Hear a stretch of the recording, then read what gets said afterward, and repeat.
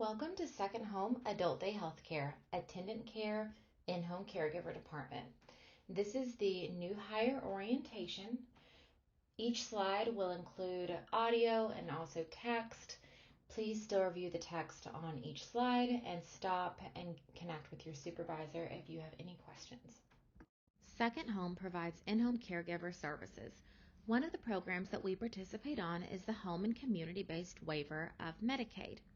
We must follow the program guidelines of the regulations and regulators for this program, which include but are not limited to the Center for Medicaid and Medicare Services, or CMS, the Department for Medicaid Services, or DMS, the Office of Inspector General, or the OIG, the Department for Aging and Independent Living, or DAIL, and the Home and Community-Based Waiver Regulations Version 2. Second Home's policies and procedures are drafted to reflect these regulations. Second Home's caregiver responsibilities include but are not limited to adhering to Second Home's guidelines, procedures, and policies, to comply with all established guidelines, procedures, and policies set forth by Second Home to ensure consistent and appropriate conduct in all interactions and tasks.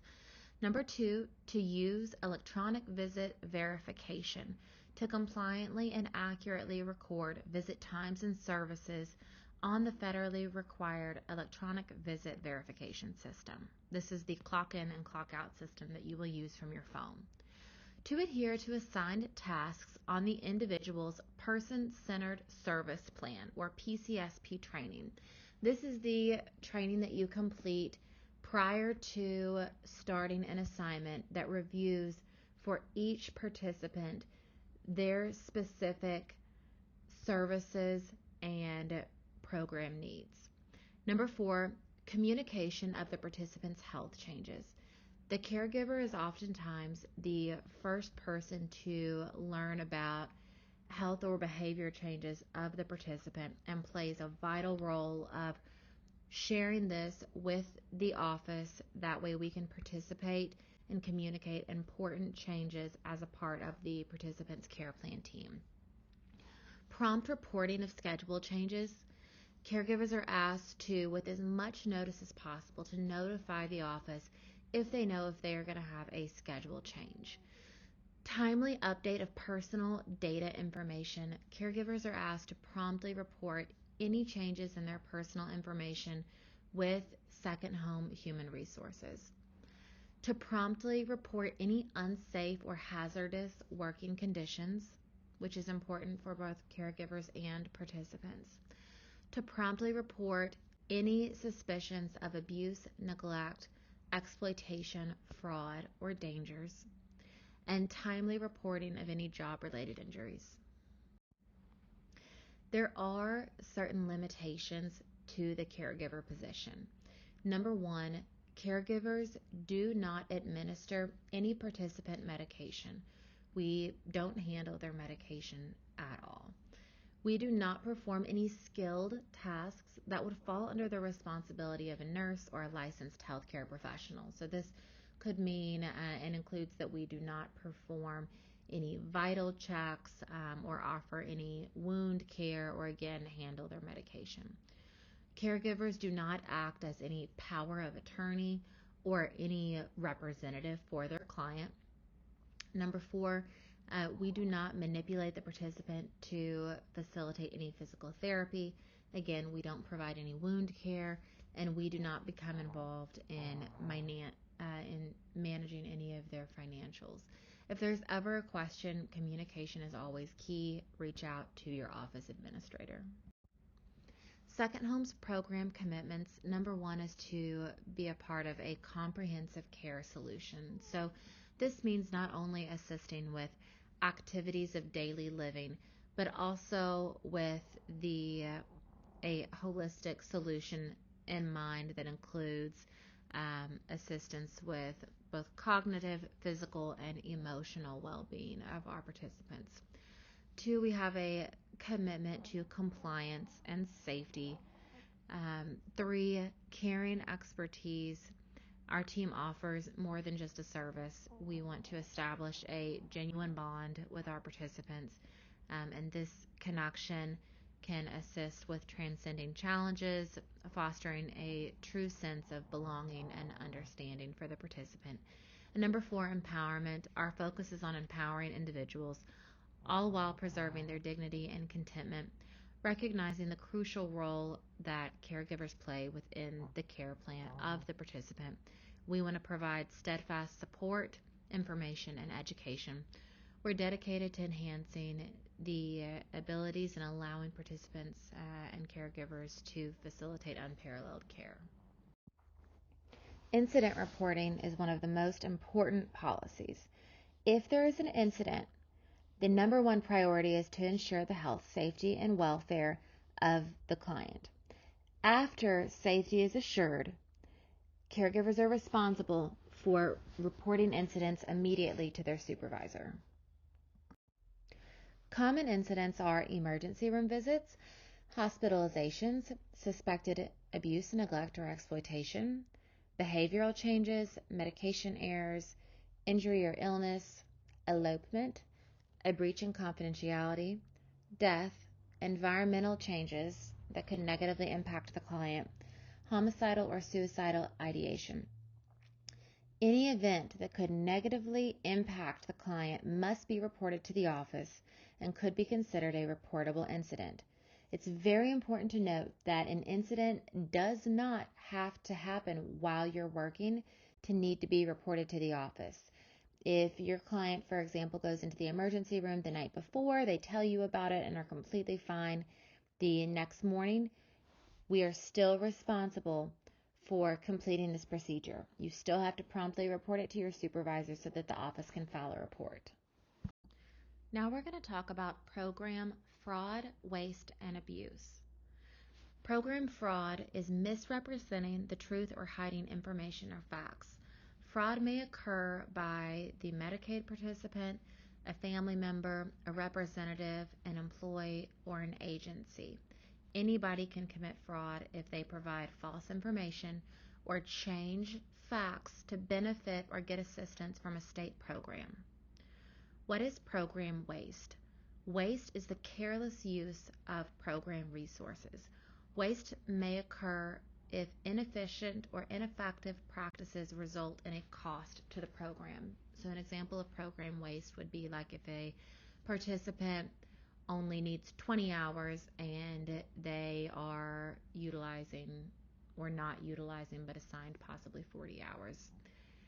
Program abuse is activities or practices that are not consistent with sound business or program guidelines and results in an unnecessary cost to the program.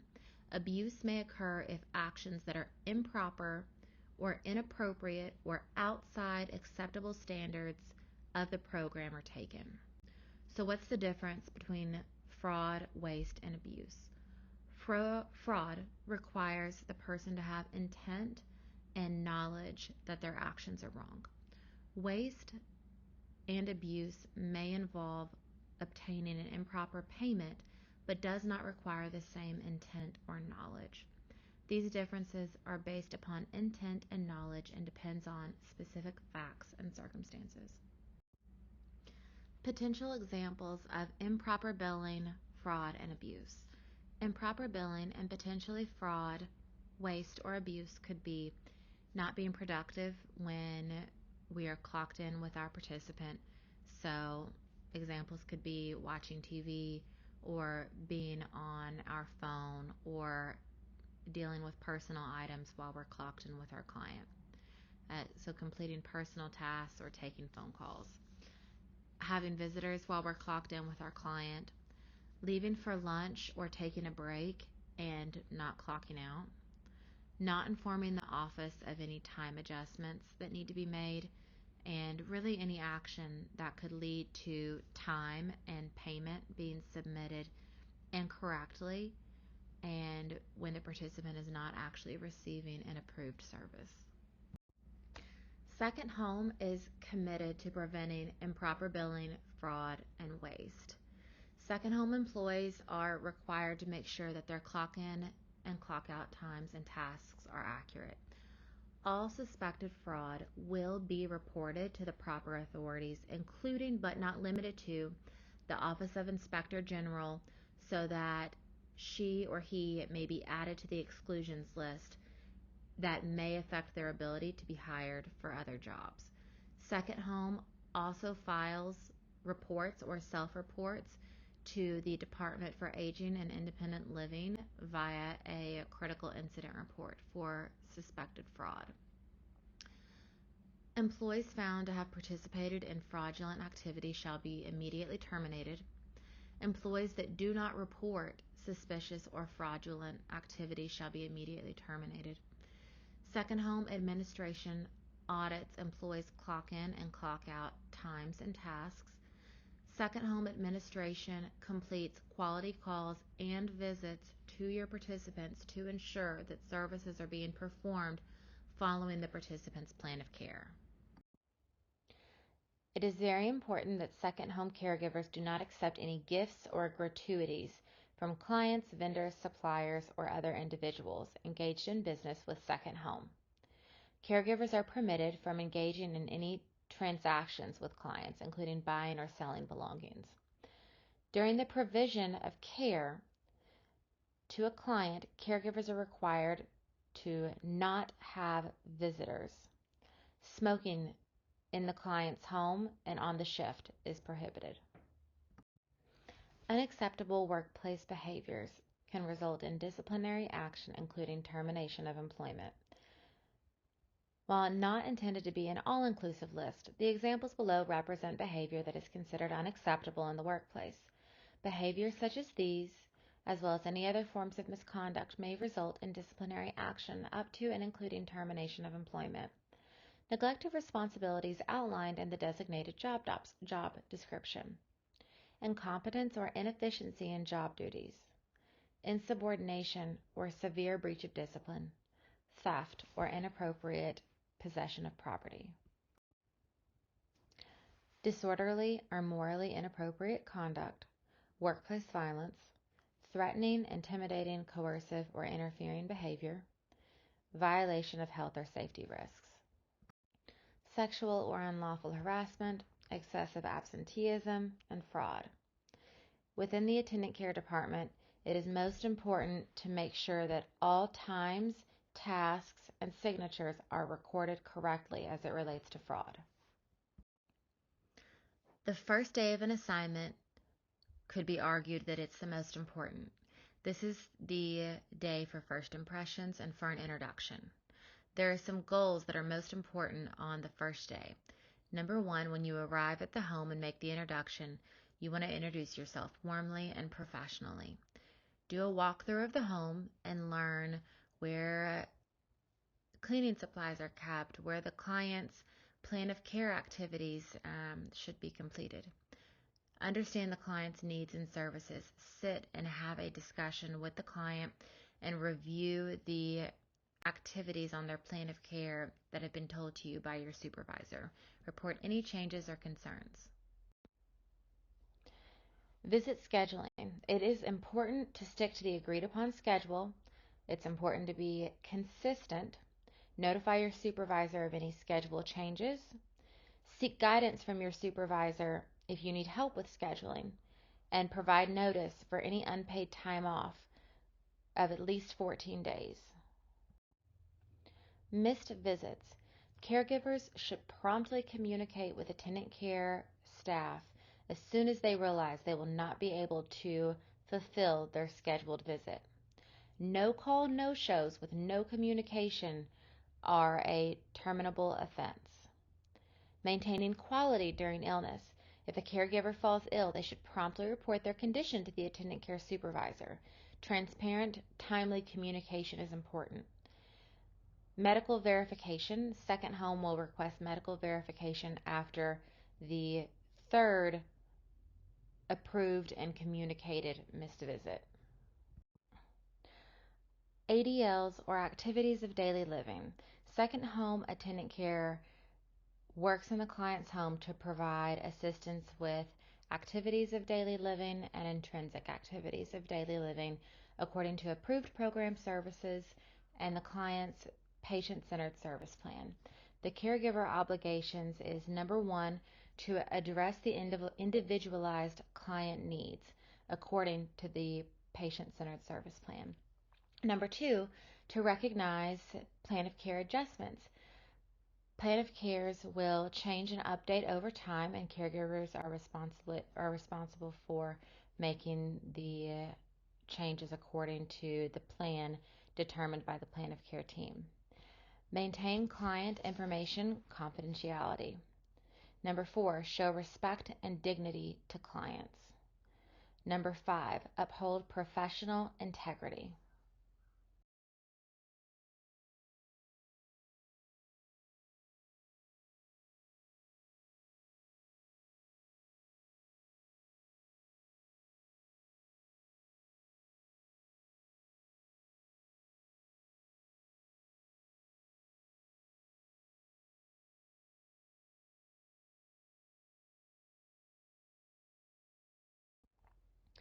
Communication with hearing impaired clients. Face the client when speaking to him or her. Speak as loud as you must in order to be heard without shouting. Speak slowly and clearly without exaggeration. Physical or chemical restraints are not allowed at second home. Client visit timekeeping rules. Number one, caregivers may not exceed the number of hours on the client's person-centered service plan. Number two, a work week is recorded from Sunday to Saturday. Number three, a single visit may not exceed 8 hours in one day. Or number four, a single visit may not include 4.5 hours in one day if the client attends an adult day health care. Your supervisor will tell you if your client attends an adult day health care. Number five, the caregiver may not work with the client if they're admitted to the hospital. Number six, the caregiver may not work with two clients at the same time. Universal precautions is a set of procedures and practices used to protect the caregiver and the participant from harmful germs and substances. Hand washing. Number one, wet your hands. Two, use soap. Three, lather and scrub for 20 seconds. Four, rinse for 10 seconds. Five, turn off the tap. Six, dry your hands. Do not forget to get in between your fingers, under your nails, and the tops of your hands. The use of gloves is strongly recommended when providing personal care within the home. Clients are required to provide their own gloves. Reach out to your attendant care supervisor if gloves are not available. Caregivers should wash their hands upon entering the client's home, before or after using gloves, when handling food, and when they are leaving the client. Use liquid soap when possible. Scrub from fingertips to wrist, under fingernails and between the fingers. Avoid wearing rings and jewelry. Lather and scrub for a minimum of 20 seconds. It's about the time to sing happy birthday. Dry hands with a paper towel, and use the paper towel to turn off faucets. Second home dress code. It is important to remember that dress, grooming, and personal cleanliness standards contribute to the morale of clients and caregivers and affect the image of second home. Clothes must be in good condition with no holes or patches. Workout clothes, tight or suggestive clothes, sweatpants, pajama wear, or t-shirts with logos or images that might distress a client are not permitted. Sandals or open toes are not allowed. Clean athletic shoes are acceptable. Fingernails should be trimmed to avoid accidentally scratching a client. Hair should be clean, combed, and neatly trimmed or arranged. Hair should be kept secure. Sideburns, mustaches, and beards must be kept neatly trimmed. Jewelry can be worn as long as there are no long necklaces, dangling earrings, or rings with stones that stick up. Prominent body piercings other than earrings should be removed while with the client. Tattoos should be covered while working with the client. Because of the risk of client allergies, do not wear perfume or cologne in the home. Employees who appear inappropriately dressed for work may be sent home and directed to return to work with proper attire. If you're providing your client transportation, seat belts are mandatory. Client-centered driving accommodation. When you're driving your client around, think about how you would like to be driven around. What is convenient? What's polite? What's safe? For example, if you are pulling up to a curb and there is a bush along the side of the road, maybe that's not where we want to let the client out. Personal responsibility for handling tickets. Second home will not pay for any parking tickets incurred while on the job. You're not allowed to use your cell phone while driving. If you have a moving violation, report it to your supervisor. Any transportation accidents must be promptly reported to your supervisor. Second Home uses Paychex as our payroll vendor. Follow the link to get access to your portal. Keep in mind, any errors with the clock in, clock out app may result in a delay in payment. Let's talk about communication between Second Home's caregivers and administrative team. The main idea here is to remember that we all operate as a team.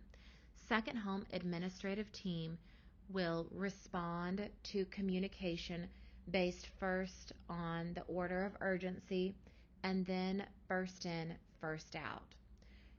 If you reach out to your Second Home attendant care coordinator, please leave a voicemail or follow up with a text message.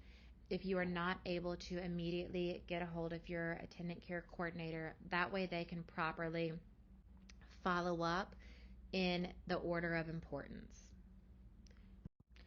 Now we're going to talk about the electronic visit verification, which is the clock in, clock out system called THEROP.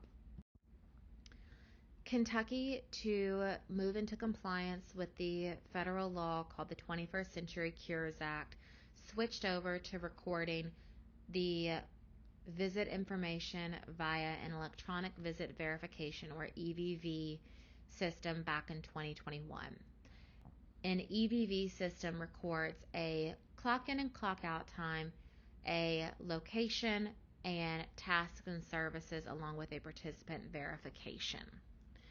Kentucky's EVV contract is currently with THEROP, and this is the app that Second Home uses to capture the necessary information. THEROP can be downloaded from the App Store for iPhone users or the Google Play Store for Android users. When signing into THEROP for the first time, you will need your username, which is your first name and your last name, your legal first name and last name, all lowercase with no spaces. Our provider code is shown here. It's Second Home-KY for Kentucky. And then the password. Your password to start off with should be the first three letters of your last name, starting with a capital letter, your phone number, including your area code, and then the @ symbol, and then the pound or hashtag symbol. When you first enter the app, there is going to be two sign-up agreements. One is Second Home's sign-up agreement, which is a fraud warning, and the second one is Kentucky's sign-up agreement. You should never click I agree without knowing what you agree to, and that means reading and understanding the agreement. So Second Home sign-up agreement reads, caregivers, fraud is taken very seriously. Fraud is misrepresenting the truth or hiding information or facts. Fraud could be, but is not limited to, any intentional actions that could lead to incorrect billing, intentionally recording inaccurate times or activities, or forging the client's signature. If you have questions or concerns, communication is key. Reach out to the office and your attendant care coordinator. Second Home has a zero tolerance policy for fraud.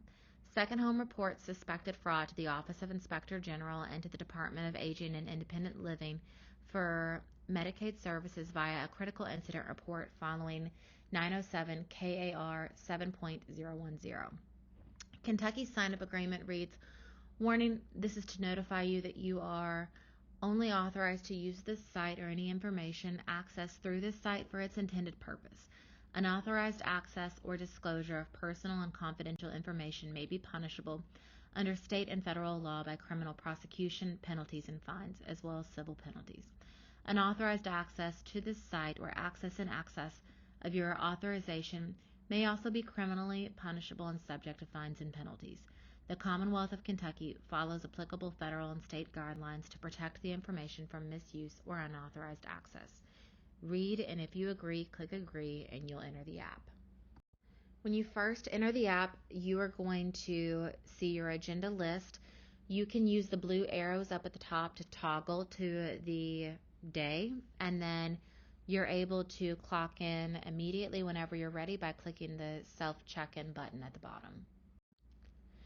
To check in, there is 3 boxes that you need to enter information into: individual, program, and service. You can see them here in red.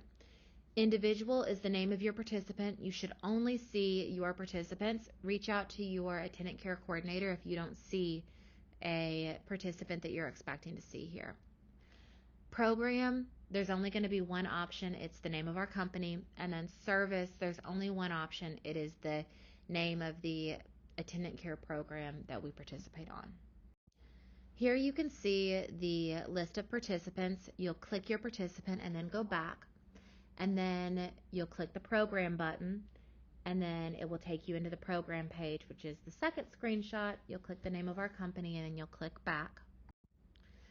Then you'll click the service button. Again, there's only one option. You'll click the name of our service and then you'll click back at the top left-hand corner. And then in the second screenshot, you can see that we'll be back at the page where we were at, but now the information should be filled in for individual, program, and service, and then you'll click next up in the top right-hand corner.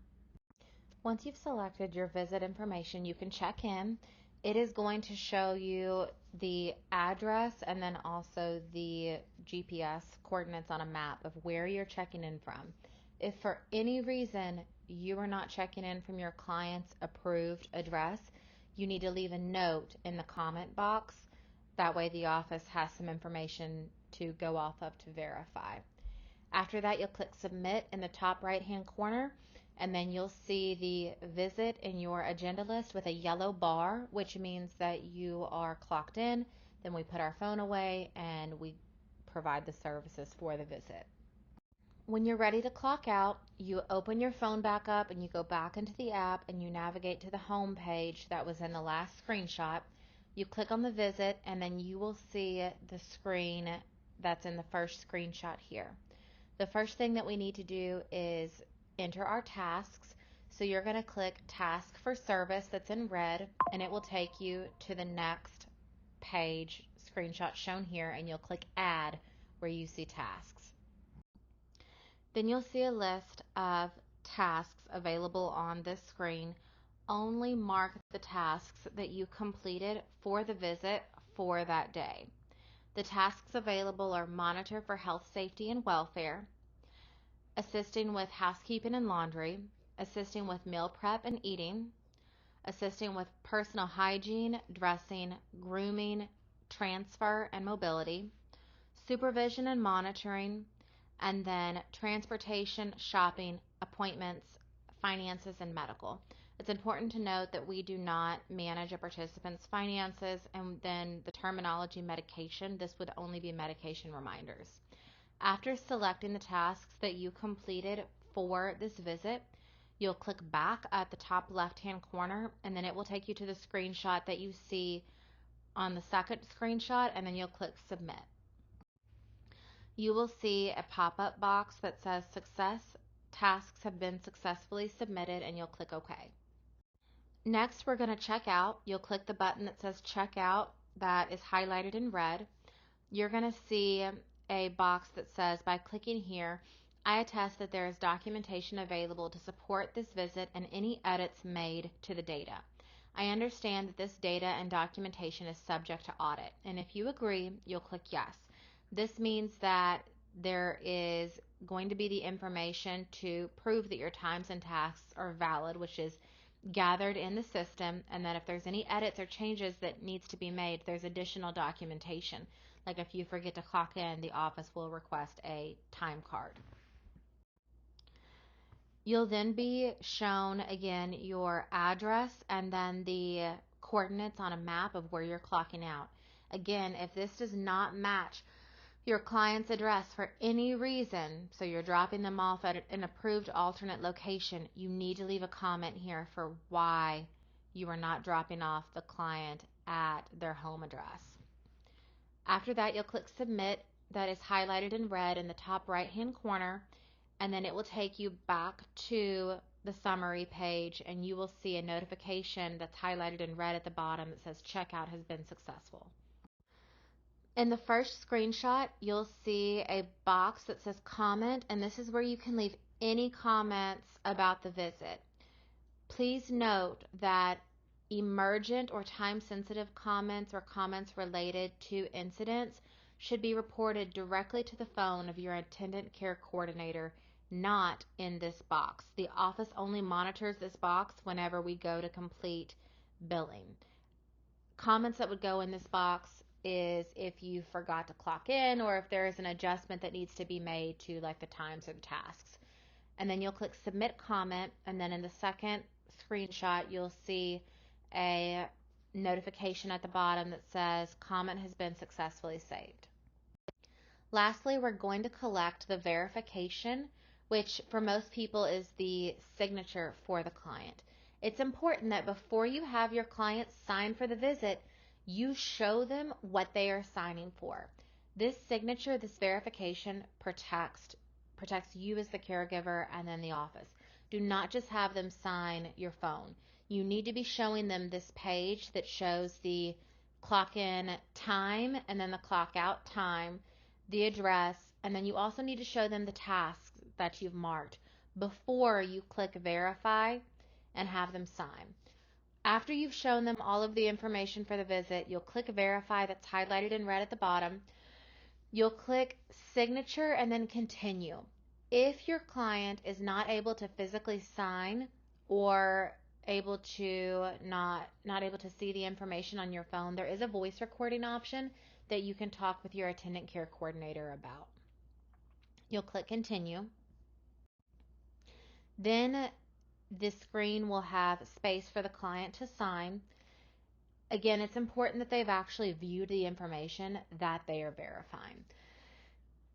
Encourage your client to have a unique signature, not just a cross or something that's easily duplicated, and encourage them to be consistent with their signature. After they have signed your phone, they can click submit. After they click submit, you'll see a notification that appears in the first screenshot that says signature verification has been successfully saved, and then you'll be navigated back to the agenda list on the home page where you'll see that the visit now has a green bar showing that you've checked out. Now is your chance to get started with the app. You're welcome to go ahead and download the app and then use this information for your username, our provider code, and the passcode. Make sure that you get logged on to the app. It will have you change your password the first time you get logged in, and then make sure that you see your clients on the app listed under your individuals. If you have any difficulty, don't hesitate to reach out to your attendant care coordinator. This concludes the training for the TheraOp app. Welcome again to the team. We are thrilled you're here. Don't hesitate to reach out to our office for any questions.